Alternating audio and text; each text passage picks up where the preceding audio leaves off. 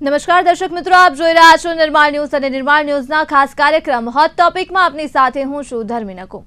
દર્શક મિત્રો, ગઈકાલે પણ આપણે હોટ ટોપિકમાં જે વિષયની ચર્ચા કરી હતી, આજે ખાસ એ જ વિષય પર ફરી એક વખત ચર્ચા કરવી છે। ગઈકાલે જે દુઃખદ સમાચાર સામે આવ્યા મહારાષ્ટ્રના બારામતી ખાતેથી, જેમાં મહારાષ્ટ્રના ડેપ્યુટી સીએમ અજીત પવારનો જીવ ગયો, અજીત પવારનું નિધન થયું છે અને તેને લઈને આજે ખાસ ચર્ચા કરવી છે કે જે પ્રકારે એનસીપીના એક દિગ્ગજ નેતાની જે ખોટ છે, એનસીપીને તો વર્તાશે જ, પરંતુ મહારાષ્ટ્રમાં પણ લોકોને વર્તાશે એવા એ દિગ્ગજ નેતા રહ્યા છે અને રાજકારણમાં 45 વર્ષથી અજીત રહ્યા છે દાદા, જેમને દાદા તરીકે હંમેશા આપણી યાદોમાં અમર રહેશે।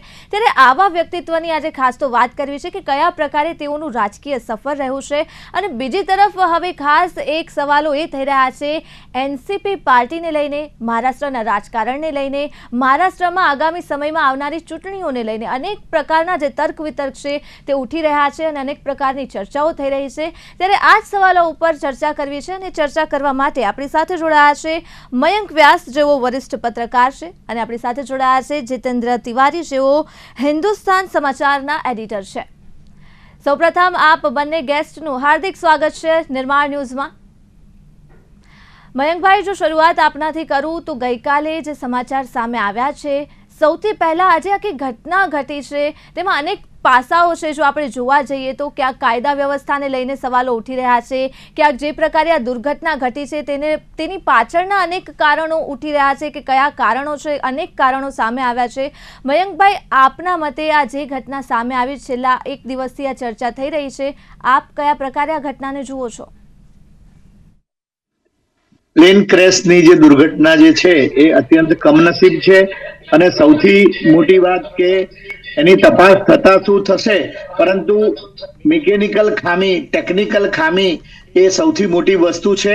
કારણ કે ટેકનિકલ ખામી કોઈ પણ યંત્રમાં ગમે ત્યારે સર્જાઈ શકે છે। એટલે આ ટેકનિકલ ખામી કઈ સ્થિતિમાં થઈ, અને આપણે ત્યાં સૌથી મોટી વાત તો એ છે કે જે પ્રકારના પ્લેન ઉડાવવામાં આવે છે, ચાહે પેસેન્જર પ્લેન હોય કે આવા પ્રાઇવેટ પ્લેન હોય, એ પૂરતી એની સલામતીની અને એની ફિટનેસની ચકાસણી થયા વગર અને એમાં કોમ્પ્રોમાઇઝ થઈને જ કોમ્પ્રોમાઇઝ કરીને જ આ લોકો ચલાવતા હોય છે। બાકી જે પ્રકારના જે બધા અહેવાલો અત્યાર સુધીમાં જે આવ્યા છે અને જે રીતે વિમાન મુંબઈથી ઉડી અને બારામતી પહોંચી રહ્યું હતું, ધુમ્મસ હતું, એક વખત ઉતરવાનો પ્રયત્ન કર્યો, ઉતરી નહીં શક્યું, ફરીવાર રીતે કર્યું અને દરમિયાનમાં રનવે દેખાયો જ નહીં અને હવામાં ફંગોળાયું અને સાથે સાથે હવામાં જ અગનગોળો બની ગયું।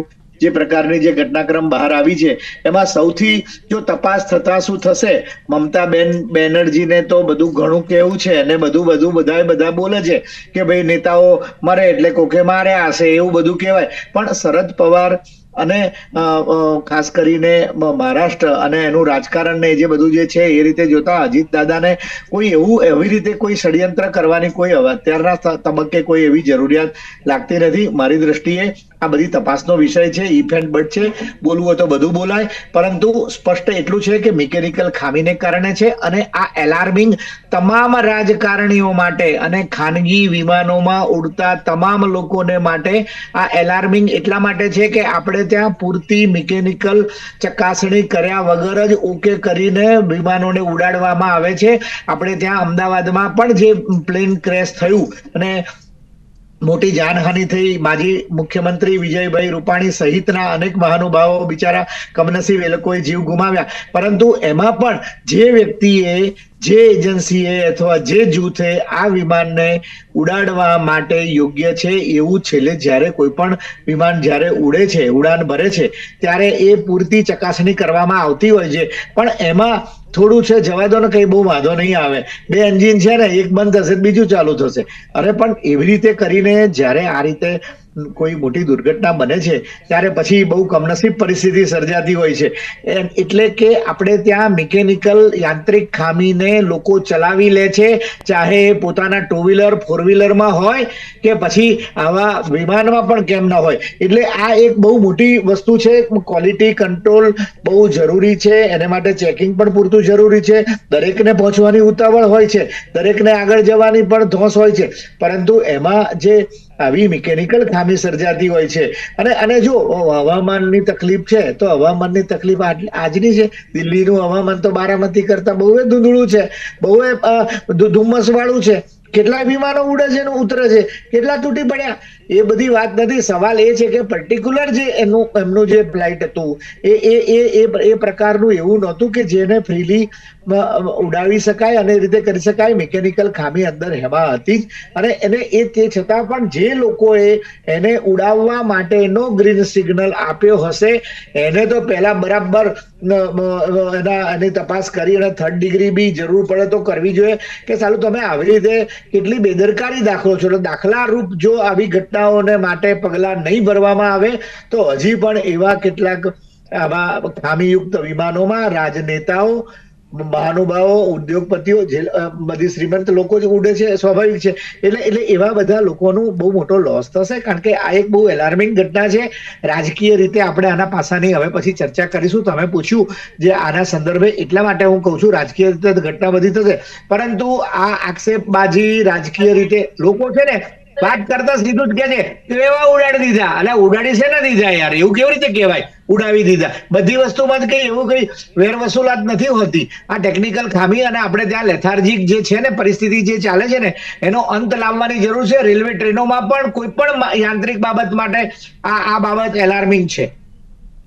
બિલકુલ સાચી વાત કરી છે આપે. જીતેન્દ્રભાઈ, આપની પાસેથી હું જાણવા માંગીશ કે ગઈકાલે જ્યારથી આ સમાચાર આવ્યા છે અનેક એવા તર્ક વિતર્ક તો ચાલી રહ્યા છે. મયંકભાઈએ પણ વાત કરી. અને જો જીતેન્દ્રભાઈ આપણે વાત કરીએ તો એ પછી સંજય ગાંધી હોય કે ગયા વર્ષે વિજયભાઈ રૂપાણી હોય કે આ વર્ષે અજીત પવાર હોય, હંમેશા આ પ્રકારની જે પ્લેન દુર્ઘટના સામે આવતી હોય છે ત્યારે આપણને સવાલ એ થાય કે એ રાજકારણ હોય કે પછી ટેકનિકલ કારણ હોય, પરંતુ આ પ્રકારની જે ઘટનાઓ સામે આવે છે તેના કારણે અવારનવાર આવા દિગ્ગજ નેતાઓના જો જીવ જતા હોય તો પછી સામાન્ય જનતાની કેટલી સુરક્ષા આપણે ગણી શકીએ આ દેશમાં? એટલે આપણે શું લાગે છે કયા પ્રકારે આ જે ઘટનાઓ ઘટે છે તેના ઉપર પૂર્ણ વિરામ લગાવી શકાય? અને ખાસ તો આ જે પ્લેન ક્રેશ થયું છે તેને આપ કયા પ્રકારે જુઓ છો? जहां तक मैं समझ पाया हूं, क्योंकि मैं गुजराती थोड़ी समझता हूं पर बोलता नहीं हूं। बिल्कुल जितेंद्र जी, मैं आपके लिए हिंदी में एक बार फिर से रिपीट कर देती हूँ, माफ कीजिएगा। मैं पूछ रही हूँ कि जिस प्रकार ये घटना सामने आई है, अजीत पवार जी की घटना हो या फिर 2025 में विजय भाई रूपानी हो या फिर संजय गांधी हो, जिस प्रकार से ये घटनाएं सामने आ रही है विमान क्रैश की, आपके अनुसार आखिर किस तरह ये प्रकार की घटनाओं पे पूर्णविराम लगाया जा सकता है? क्योंकि इतने दिग्गज नेताओं जो है वो भी ऐसी दुर्घटनाओं के भोग बनते हो तो सामान्य जनता की तो हम कभी बात ही नहीं करते हैं। तो आखिरकार कहाँ पे ऐसे लूप होल्स आ रहे हैं जिनकी वजह से इस प्रकार की दुर्घटनाएं घट रही है, और आप खास तो ये दुर्घटना को कैसे देखते हैं? नहीं, देखिए, जब से हम लोग तकनीकी के युग में बढ़ते हैं तो तकनीकी जितना आपको चीजों को आसान बनाती है उसके साथ जोखिम भी होते हैं। जब आप किसी भी यात्रा में, कोई भी यात्रा पूर्णतया ऐसा कि कभी कोई दुर्घटना होगी नहीं, ऐसा ना सड़क पर होता है ना समुद्री यात्रा में होता था।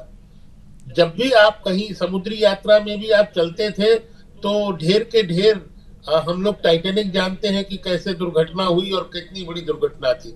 और जब छोटी नौकाएं चलती थी तो बड़ी बड़ी मछलियां और शार्क उनको खा जाते थे, और सब तरह की दुर्घटना, सड़क की दुर्घटना हम नहीं खत्म कर पाए आज तक।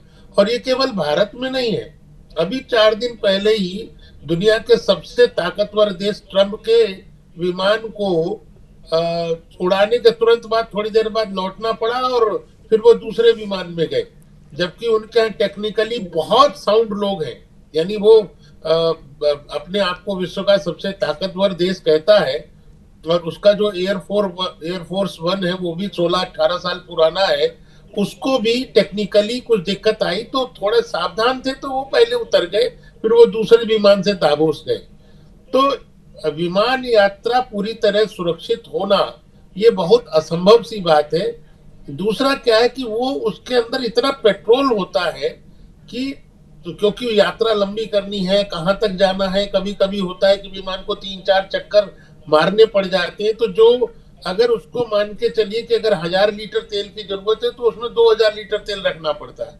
तो वो पेट्रोल ही उसके लिए काल बन जाता है और तुरंत आग इतनी तेज पकड़ती है कि उसके बाद जो अहमदाबाद की दुर्घटना कहें या आप संजय गांधी, तो बहुत पुरानी बात हो गई। अभी 2 साल पहले आंध्र प्रदेश के मुख्यमंत्री का निधन हुआ तो 2 दिन तक तो उनका विमान ढूंढना मुश्किल हो गया था, आर्मी को लगाना पड़ा।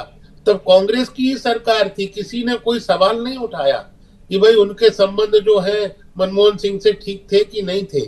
तो विमान दुर्घटनाएं ये बहुत आम बात है, इसको बचाना चाहिए। टेक्निकली सब चीज कोशिश भी करते हैं, कौन से विमान चालक जो हैं वो उनको कितना अनुभव है और वो किनको लेके जा रहे हैं, लेकिन इसके बावजूद बड़ी दुर्घटनाओं में देखिए विमान में कोई छोटे मोटे लोग तो उड़ते नहीं, जिनको जल्दी है। अब मान लीजिए 250 किलोमीटर की यात्रा थी और 250 किलोमीटर की यात्रा वो अगर कार से जाती तो शायद 3 घंटे में पूरी हो सकती थी, अच्छी तेज गति की सड़कें सब जगह, लेकिन वो 25-30 मिनट में पहुंचने वाले थे, उनको जल्दी थी वहां पहुंचने की। तो लोग विमान को कौन यूज करते हैं? ये बड़े लोग ही यूज करते हैं। इसलिए चाहे जीएमसी वाले योगी हो, वाईएसआर रेड्डी हो या माधवराव सिंधिया हो, कितने ही लोग बड़े लोग इसमें चले जाते हैं। फ्रांस की तो पूरी की पूरी कैबिनेट एक बार चली गई थी। तो ये होती है दुर्घटनाएं, इनसे कोशिश करनी चाहिए कि और अच्छी टेक्नोलॉजी आए और अच्छे तंत्र आए, ताकि इस तरह जो बड़े लोग हैं जो पूरी राजनीति में दखल रखते हैं या व्यापार में दखल रखते हैं या चीजों को बदल सकते हैं, जो सामान्य लोग से ज्यादा कीमती होते हैं, खासकर चाहे विजय भाई रूपाणी ही हो उसमें से, ऐसे लोगों की जान ना जाए, इसकी कोशिश की जा सकती है। बाकी हम लोग तो ईश्वर को मानने वाले लोग हैं, कहते हैं भाई जो ईश्वर की इच्छा उसमें क्या हुआ, ये सब ईश्वर पे छोड़ देना चाहिए। બિલકુલ મયંકભાઈ, આપની પાસેથી જાણવા માંગીશ કે આજે જ્યારે આપણે વાત કરી રહ્યા છીએ તો એક નજર કરીએ અજીત પવારજીની રાજકીય સફર ઉપર કે 45 વર્ષમાં તેઓ 6 વખત ડેપ્યુટી સીએમ રહ્યા અને મુખ્યમંત્રી બદલ્યા પરંતુ ડેપ્યુટી સીએમ તો તેઓ જ રહ્યા હતા, એટલે આ પ્રકારની તેમની રાજકીય સફર રહી। અને ખાસ તો વડાપ્રધાને પણ કહ્યું કે જનતાના નેતા હતા અજીત પવાર, એટલે રાજકીય સફર ઉપર નજર કરીએ તો અજીતજીની રાજકીય સફર કેવી રહી? અજીતજીની રાજકીય સફર ખૂબ જ મહત્વાકાંક્ષી રહી। તેઓ હંમેશા પોતાની તરફેણ, પોતાનો વિજય, પોતાની ફાયદો એ કઈ બાજુ છે એ જોઈ શકતા હતા, પારખી શકતા હતા। રાજકારણમાં ઘણા બધા નથી પારખી શકતા, પણ તેઓ પારખી શકતા હતા। સમય કરતા આગળનું વાંચી શકતા હતા। કાકાની સાથે કેટલો સમય રહેવું, ભલે કાકાની આંગળી પકડીને રાજકારણમાં આવ્યા, પણ કેટલો સમય રહેવું, ક્યાં સુધી રહેવું, પછી કાકાને છોડીને બીજાની સાથે કેવી રીતે રહેવું, જવું, બધું પાકટતા હતી અજીત પવાર સાહેબના પાસે। અને એ ભાઈ રાજકારણમાં તો जिसके हाथ में होगी लाठी भैंस वही ले जाएगा, એટલે એવું થતું હોય છે। એટલે એ રીતે જોઈએ તો અજીત પવાર 6 વાર ડેપ્યુટી સીએમ બન્યા, એ પણ એમને માટેની ખૂબ જ કૌવત રાજકીય ગણતરી પૂરી કરી શકતા હતા। એટલું જ નહીં, પણ છેલ્લે જે મહારાષ્ટ્રની ચૂંટણી થઈ, વિધાનસભાની ચૂંટણી થઈ, એમાં 41 બેઠકો એમનું એનસીપી જૂથ જીતીને આવ્યું અને એમાં 59 બેઠકો ઉપર તેઓ લડ્યા હતા અને 41 બેઠકો જીતીને લાવ્યા। એટલે વિધાનસભામાં પણ, મહારાષ્ટ્ર વિધાનસભામાં પણ એમનું સબળ પાસું રહ્યું છે। અને બીજું કે શરદ પવાર જેવા દિગ્ગજ નેતાની સાથે છેડો ફાડીને પોતે પોતાના બલબૂતા પર એનસીપી નું જુદું જૂથ બનાવવું, ઘડિયાળ એમનો એ નિશાન હતું અને ઘડિયાળના જ એના થકી એમના મૃતદેહને ઓળખવામાં આવ્યો, ઓળખી શકાયો, એ કમનસીબી। પરંતુ એ ઘડિયાળના કાંટા એ સમયથી આગળ કેવી રીતે લઈ જવા એની પૂરી કૌવત તેઓ ધરાવતા હતા। અને એટલે જ એમણે પોતાની રીતે રાજકીય રીતે ખૂબ જ સેફ ગેમ રમતા રાજકારણમાં અને સારી રીતે રહેતા।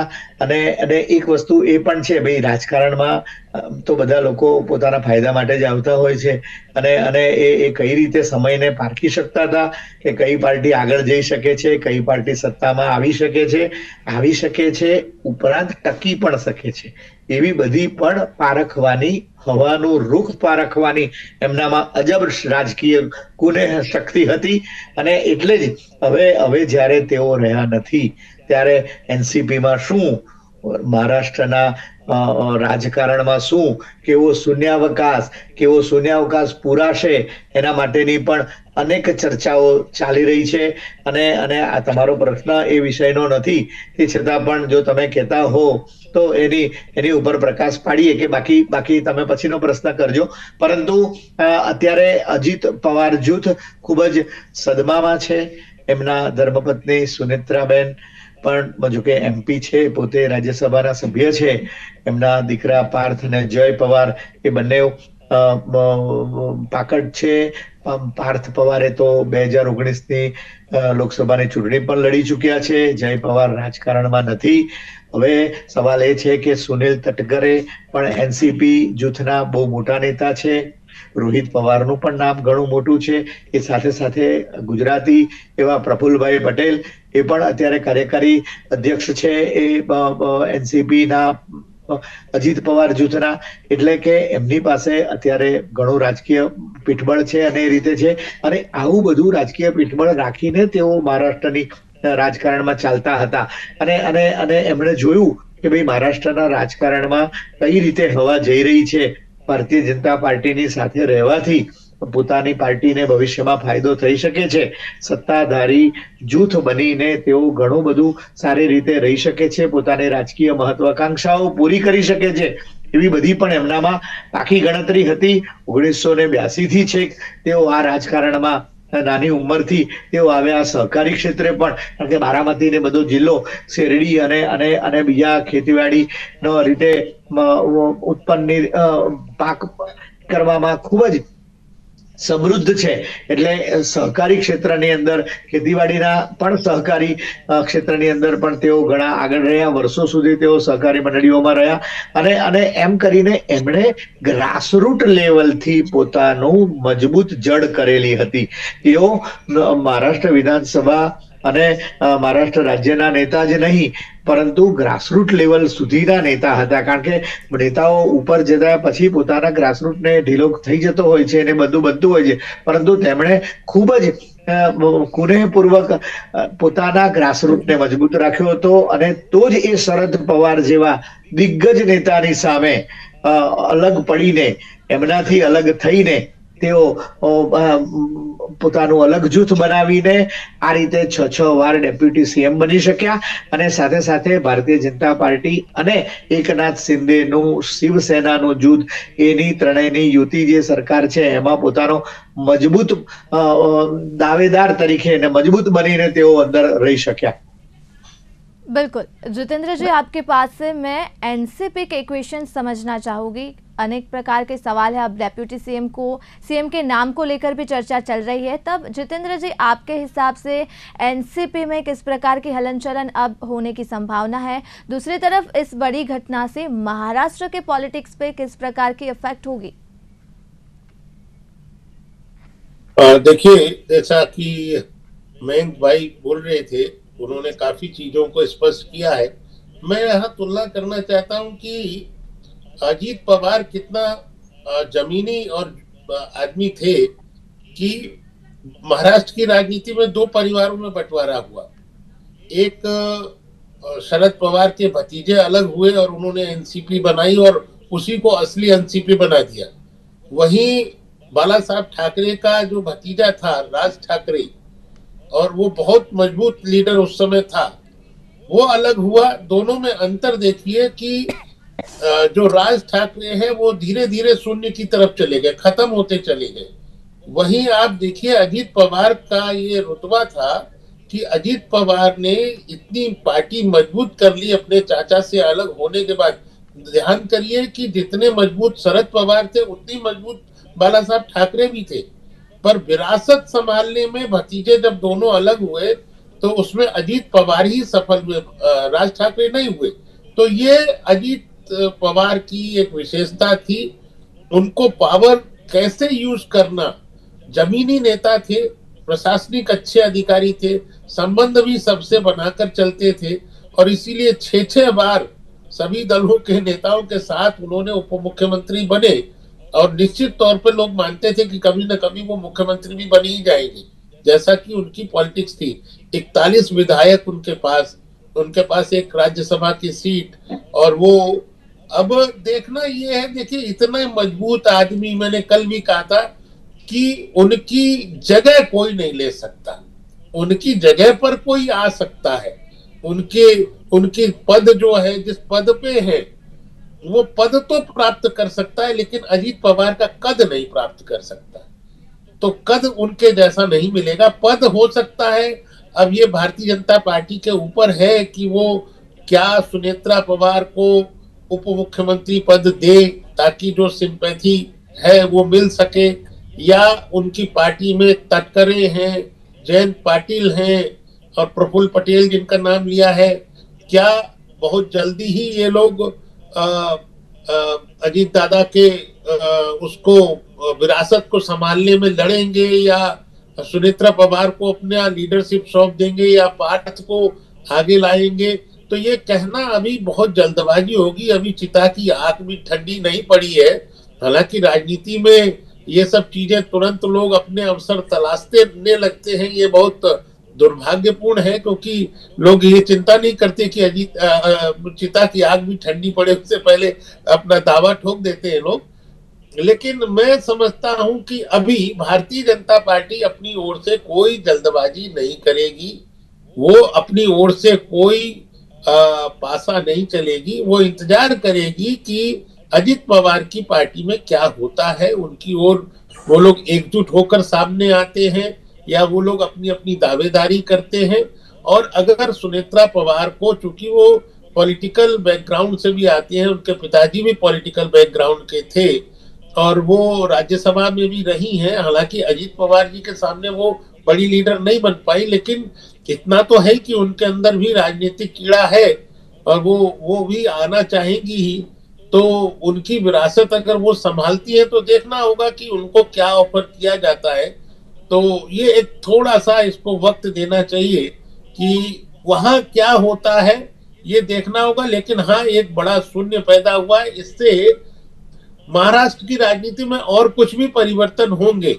अभी ये कहना बहुत जल्दीबाजी होगी कि शरद पवार की पार्टी का उनके साथ कोई मर्जर होने वाला था या हो जाएगा, ऐसी कोई संभावना नहीं दिखती, क्योंकि अजित पवार की पार्टी सत्ता में है और वो सत्ता छोड़ के जाना नहीं चाहेगी, और शरद पवार की पार्टी उनके साथ मिलकर सत्ता में आना नहीं चाहेगी। इसलिए मर्जर की संभावनाएं ना के बराबर है।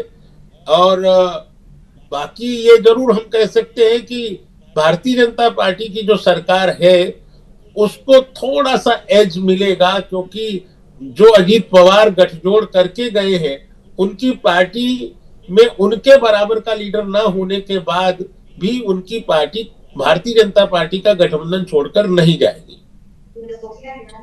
બિલકુલ મયંકભાઈ, શું કહેવું છે આપનું? જો આપણે વાત કરીએ એનસીપીના રાજકારણીય સમીકરણો ઉપર, તો આપના મતે મહારાષ્ટ્રની સરકારમાં હવે કયા પ્રકારની હલનચલન, ખાસ તો એનસીપીને લઈને જો વાત કરીએ, ડેપ્યુટી સીએમના નામની ચર્ચા થઈ રહી છે, 41 ધારાસભ્યોનો સવાલ ઉઠી રહ્યો છે, કઈ તરફ જશે?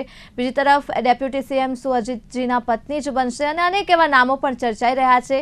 આપના મતે મયંકભાઈ, હવે કયા પ્રકારે એનસીપીના સમીકરણો સર્જાશે?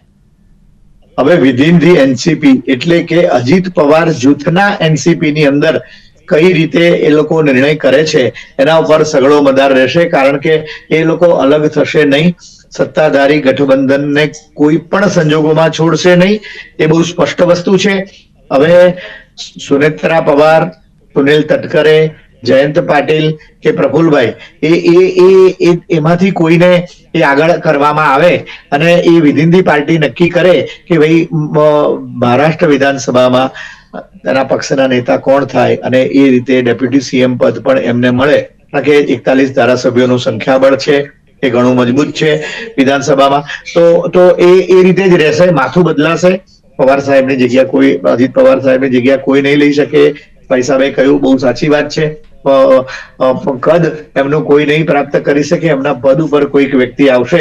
અને મોટે ભાગે એવું લાગે છે કે જે રીતે મહારાષ્ટ્રનું રાજકારણ પરિવારવાદનું રાજકારણ રહ્યું છે, એ પરિવારવાદના રાજકારણમાં અને સાથે સાથે એમને જે સહાનુભૂતિનું મોજું સહાનુભૂતિ મળી રહે એ રીતે જોતા મને એવું લાગે છે કે પોઝિટિવલી વધારે સુનેત્રા પવારની સંભાવના વધારે ડેપ્યુટી સીએમ પદ માટે બની શકે છે, કારણ કે આમાં શું થાય કે પ્રફુલ્લભાઈ કદાવર નેતા છે, અનુભવી છે અને ઘણી પહોંચ ધરાવે છે. ભારતીય જનતા પાર્ટીમાં પણ ઉપલી નેતાગીરીથી માંડીને છેક સુધી પ્રફુલ્લભાઈ પટેલના સમર્થકો અને એમના પસંદ કરનારાઓ છે. પરંતુ મહારાષ્ટ્ર વિસ્તાર છે એટલે પ્રફુલ્લભાઈ ગુજરાતી જ બેકગ્રાઉન્ડ છે, ગુજરાતી છે એટલે મહારાષ્ટ્રની અંદર પ્રફુલ્લભાઈની મહારાષ્ટ્રીયન સમુદાય દ્વારા કેટલી સ્વીકૃતિ રહે એ પણ સવાલ આવે છે. એટલે પ્રફુલ્લભાઈની ઓછામાં ઓછી સંભાવના છે. હવે સુનિલ તટકરે અને જયંત પાટીલના પણ નામ છે. તો હવે પવાર અજીત પવારના પરિવારની અંદર અને અજીત પવારની પાર્ટીના જે જૂથના જે ધારાસભ્યો અને એ બધા કાર્યકર્તાઓ એના બધા જે સૂત્રધારો છે એ લોકો સર્વાનુમતે જે નિર્ણય કરે એને ભારતીય જનતા પાર્ટીનું સમર્થન રહેશે. ભારતીય જનતા પાર્ટી અત્યારે કશું જ કંઈ કરવાના માંગતી નથી, સ્વાભાવિક છે.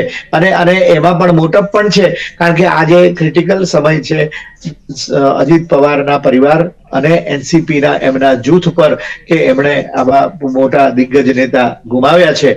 અને એ રીતે જોઈએ તો પણ જે વ્યવસ્થા ગોઠવાશે એમાં બરાબર પાર્ટીનું જોર બરાબર મહારાષ્ટ્રમાં અને મહારાષ્ટ્રની સરકારમાં રહે, બરકરાર રહે જોર.